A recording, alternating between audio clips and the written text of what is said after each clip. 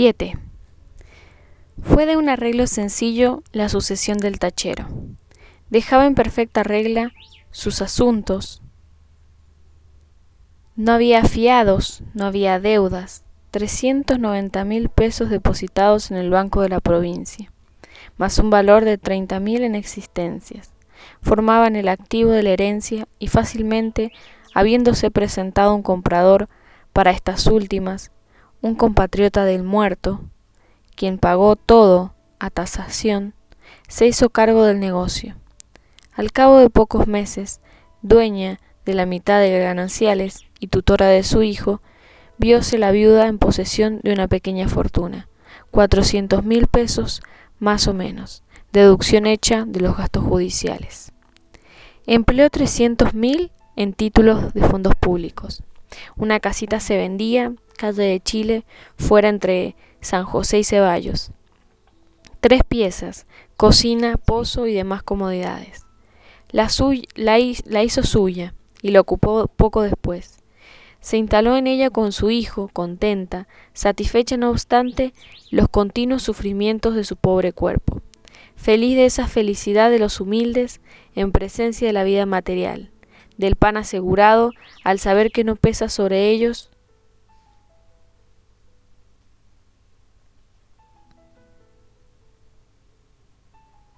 la amenaza de la miseria, que no se ofrece ya a sus ojos la perspectiva aterradora de una cama de hospital.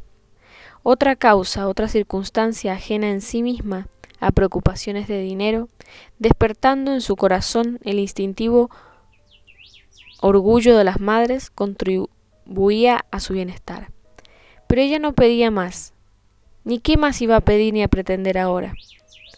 Pero abrigaba secretamente una ambición, soñaba con hacer de su hijo un señor, un rico que anduviese como los otros, vestido de levita, y habíale dicho al abogado que él era Genaro inteligente, le había propuesto que lo dejara a su lado en el estudio ganando al mes 500 pesos, le había aconsejado que matriculara al niño en la universidad, que le destinase a seguir una carrera, a ser médico abogado.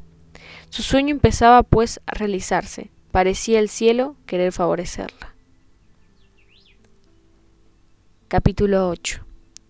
Apresurándose a seguir los consejos de su abogado temprano en la mañana siguiente, hizo la viuda levantar a su hijo de la cama, diole a vestir el mejor de sus trajes, la ropa que había comprado ese día del entierro del padre.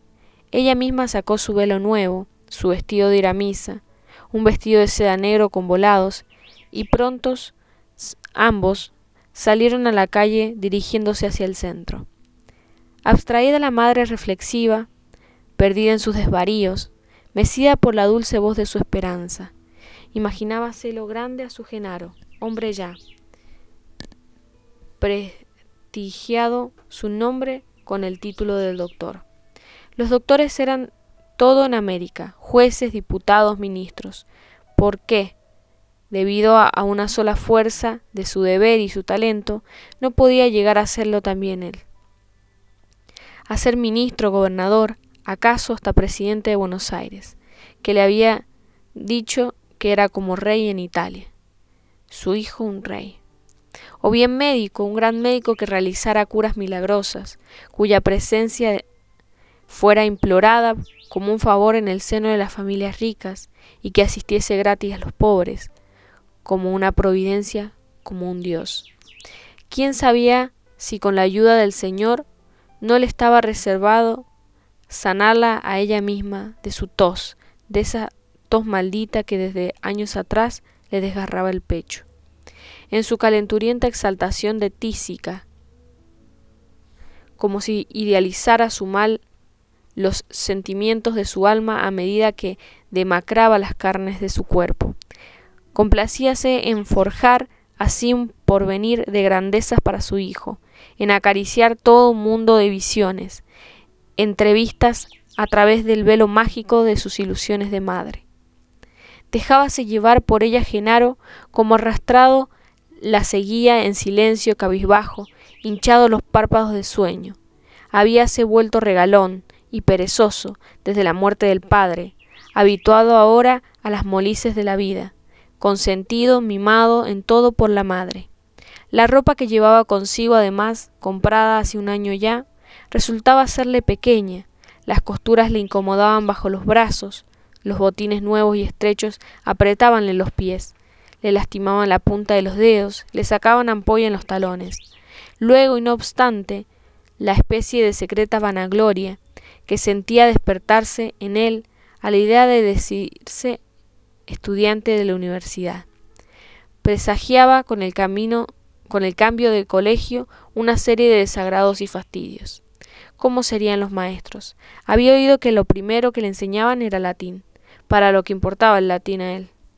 Que otros muchachos irían a ver, una punta de orgullosos sin duda, que lo mirarían en menos, se creerían más que él, alguna le iban a armar, era seguro, alguna historia, alguna agarrada a trompadas iba a tener de entrada nomás, iban a querer probarlo, largándole de tapado a algún gallito.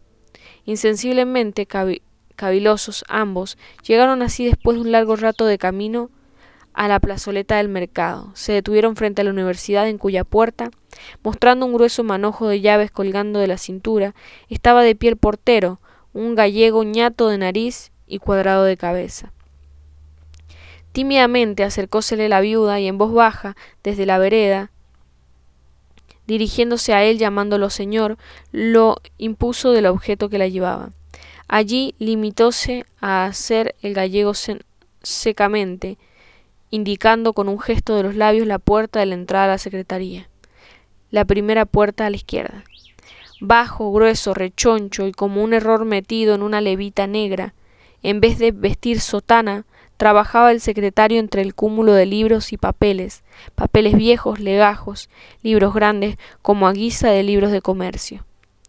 Abandonó su asiento al ver entrar a la viuda, se apresuró a atenderla, comedido, movedizo y locuaz, con una locuacidad sonriente y falsa de jesuita. Es de práctica, mi buena señora, que los jóvenes sufran, como caso previo, un examen de gramática castellana, sin cuyo requisito indispensable me vería, muy a pesar mío, en el caso de no poder otorgar matrícula a su hijito. Precisamente atinaba a pasar el profesor de primer año, un hijo de país, sambo, picado de viruelas y vestido de levita color plomo. —¡Catedrático! —exclamó el empleado al verlo, avanzando algunos pasos e interpelándolo alegremente en un tono de compañerismo amable. —¿Quiere tener la bondad de permitir un minuto nada más? Se trataba de examinar al niño con el objeto de abreviar. Podía hacerlo en ese mismo instante, en lo que el otro accedió declarando a Genaro, en estado de ingresar al aula, desde luego, por haber sabido contestar qué pronombre era el que se ponía en lugar del nombre. Afuera, en el rancho y profundo claustro, cuyos pilares enormes se enfilaban bajo la masa aplastada de las paredes, como piernas de gigante en el cuerpo de un enano. Los estudiantes, esperando la hora que paseaban, estacionaban en grupos, hablaban, peroraban, discutían juntos los de la misma clase. Había grandes, habían chicos, bien vestidos, otros pobres, acusando una pobreza franciscana en sus personas, de ropa lustrosa en los codos y agujero en las rodillas.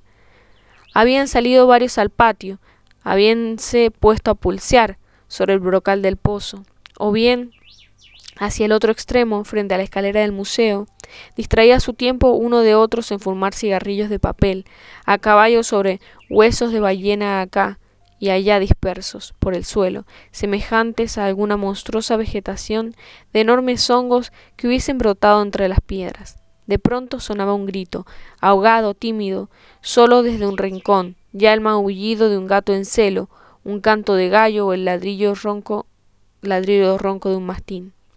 Luego, de nuevo, se hacía el silencio, un silencio hosco, solemne, preñado de amenazas, como el que en un día de combate precede un estampido de cañón, y un áspero rumor se sucedía. Subía un gruñido de fieras enjauladas, crecía, aumentaba, abultábanse poco a poco, redoblaba de violencia, arrancaba 1000 pedazos a la vez. Acababa de romper de un alarido de indios, inmenso, infernal, atronador, rebotando en las paredes con la furia de un viento de huracán. Era que la silueta del bedel aparecía, que cruzaba el vasto patio. Deslizábanse a lo largo de los claustros, malo, viejo, flaco. Con mano airada, con un tirón calábanse la visera. Encasquetábase la eterna gorra de paño gris hasta llevar dobladas las orejas. Y un coro de maldiciones, reniegos, se adivinaba entre los pliegues filosos de su boca.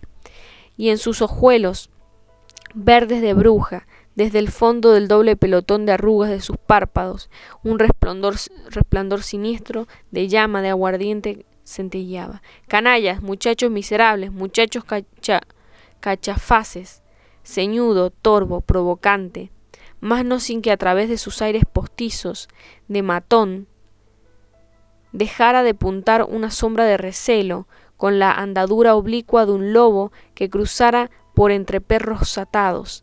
Dábase prisa a seguir, a llegar al otro extremo, a sustraerse de una vez a los desbordes del torrente popular que amenazaba anonadarlo, buscando asilo en el refugio seguro de alguna puerta hospitalaria, y todo tornaba entonces a su quicio.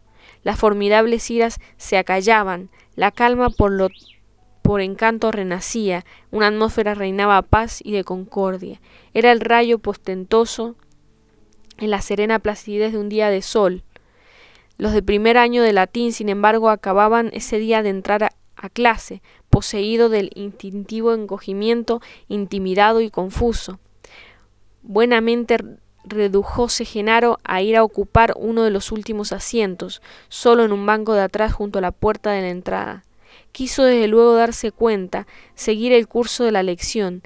Hizo por comprender para eso había ido él, imposible, por turno, a un llamado del maestro, y poniéndose de pie, hablaban los otros una cálifa de cosas que él no entendía y que seguramente debían ser cosas en latín. ¿Cómo estarían de adelantados? ¿Cuándo los sabían así? ¿Cuánto tendría que estudiar él para alcanzarlos? Pero cansado, fastidiado a la larga, distraída su atención, impensadamente en una mirada errante alzó los ojos. La bóveda del techo blanqueada a cal mostraba una rajadura en el centro larga y corría de un extremo a otro.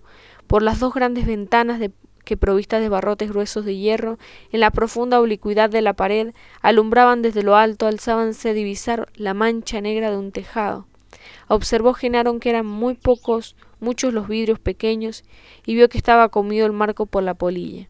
Con un gesto maquinal paseó enseguida la vista en torno suyo. Tenían los bancos profundas incisiones, desvergüenza de los estudiantes, cortejadas en la madera con ayuda de sus navajas de bolsillo, ostras escritas o garabateadas con lápiz en la pared a la altura de la mano, insolencias, injurias contra maestros, versos en boga, canciones sucias, de esas que suelen andar de boca en boca en las eternas corrientes de la humana estupidez. Le gustaba, lo atraía, lo absorbía todo aquello, era muy lindo, muy gracioso, lo repetía entre dientes, se empeñaba a aprenderlo de memoria para poder darse aires después de andar pintando con otros muchachos de su barrio. Pero la hora del reglamento acababa entre tanto de sonar. Dejando señalada el profesor la misma lección para otra vez, fue la clase despedida, no sin antes declarar a aquel que eran toda una tropa de haraganes y encender a la vez tranquilamente un paraguayo con anís. Trató Genaro a la salida de hacerse de relaciones, de crear amistad con los demás. Se acercó un grupo. Costaba mucho aprender eso, lo que había estado oyéndoles en clase, qué significado tenía, qué quería decir en español. No tardaron entonces en emprenderla con él los otros. El más grande veterano de la casa, una especie de chinote, hacía cabeza. Qué difícil había de ser lo más sencillo, lo más fácil. Mientras sus compañeros agrupábanse en torno a Genaro, se apresuraron a rodearlo. Púsose él a soltarle a quemarropa un atajo de indecencias, una parodia inepta, consonantes de palabras latinas y españolas que, con tono grotesco, de magister, intercalaban el texto de Nebrija. El alboroto aumentaba en derredor del neófito infeliz. Se reían ahora descaradamente, se burlaban de él, se le echaban encima, lo empujaban, o haciéndose los distraídos le pisoteaban los pies. Uno por detrás, estimulado, enardecido, fue hasta asumirle la boya, otro de una zancadilla, largo a largo los hizo caer.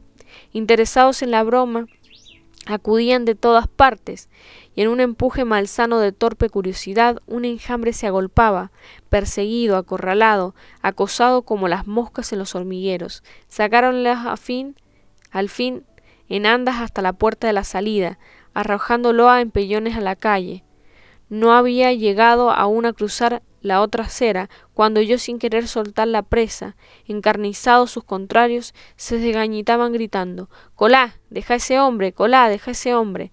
La alegría de los transeúntes hacía coro, el alboroto, las carcajadas de las cocineras saliendo del mercado con sus canastas, la rechifla de los changadores parados en la esquina. Rabiosamente entonces, de un revés, se arrancó Genaro un enorme muñeco de papel que le habían colgado los otros del faldón en la chacota.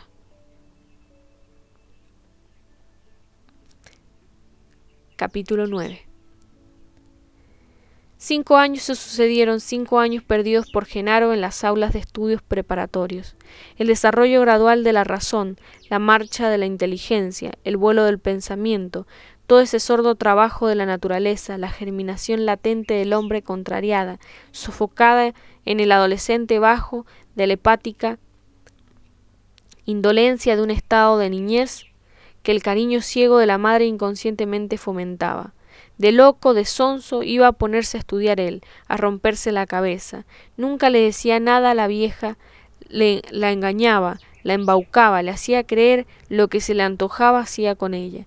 Y en compañía de los otros como él, a la hora de la clase, día a día, tenían lugar las escapadas, los partidos de billar, y dominó en los fondines mugrientos del mercado, discutiendo en alta voz, alegando, empeñando hasta los libros a fin de saldar el gasto. Si era lo que no se hacía en un descuido cuando andaban en la mala muy cortados. Las rabonas en pandilla a pescar mojarras y dientudos en el bajo de la Recoleta o en la Boca, a las quintas de Flores y Barracas, saltando zanjas, trepando cercos, robando fruta, matando el hambre, después de una mañana entera de correrías, con un riñón y un chinchulín en el fogón de alguna negra vieja achuradora de los corrales. Para de noche asimismo solían apalabrarse los más grandes, los más platudos, los más paquetes. Asistían a los teatros negociando entradas que Genaro de segunda mano se encargaba de agenciarles.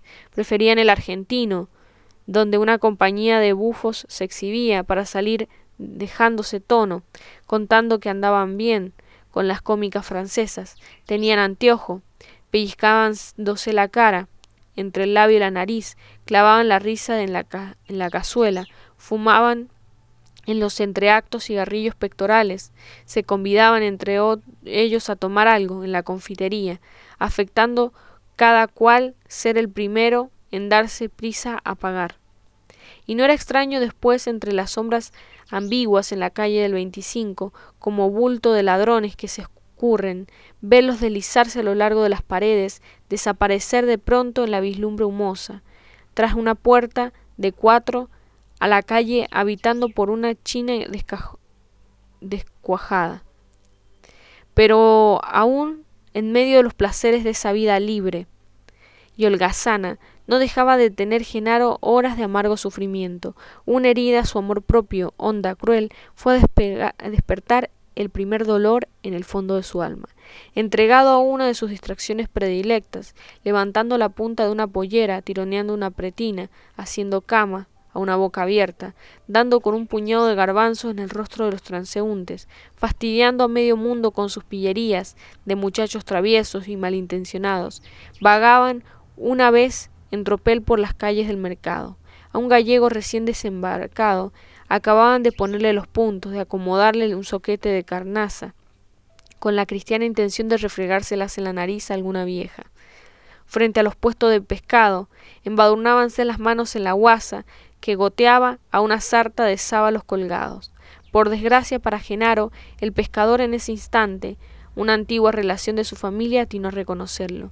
«Che, tachero, ¿cómo estás? ¿Cómo te va? Pucha, que has pelechao, hombre, que andás paquete». Y como afectando hacerse desentendido, tratara Genaro de alejarse, fingiendo no comprender que era dirigido a él el saludo. ¿Que ya no me reconoces, que no sabes quién soy? ¿Será que le andás de casaca y te juntás con los ricos, que has perdido la memoria? Guarde los pesos, amigo, y saluda a los pobres, insistió el hombre en tono de zumba. Mire qué figura esa, qué traza también para tener orgullo. Luego, dirigiéndose al vecino, el carnicero de enfrente, púsose a hablarle en voz alta a Genaro, a referirle que con motivo de ocupar un cuarto de la misma casa, había conocido al padre en el conventillo en la calle de San Juan. Entró en detalles, era el viejo Carcamán, un pijotero sin vergüenza, ni un triste puchero había sido nunca capaz de comprar para la familia. No hacía otra cosa que caerle a la mujer, le sacudía cada tunda al muchachito que lo dejaba tecleando, y el chiquilín nomás sabía sacarlo a la calle cargado de fuentes de lata. Fue un colmo. Encendido el rostro de vergüenza, esquiva la mirada, balbuciente, sin atreverse a huir de allí, sufriendo horriblemente con quedarse como un criminal sorprendido en un acto de delinquir, vióse Genaro obligado a soportar hasta el fin aquel suplicio. Abrían tamaños los ojos los otros, se acercaban, aguijoneada su curiosidad, se amontonaban a no perder una palabra de la historia, y le llamaron tachero, al separarse gritando, haciendo farsa de él sus compañeros, y tachero le pusieron desde entonces, el tachero le quedó de sobrenombre.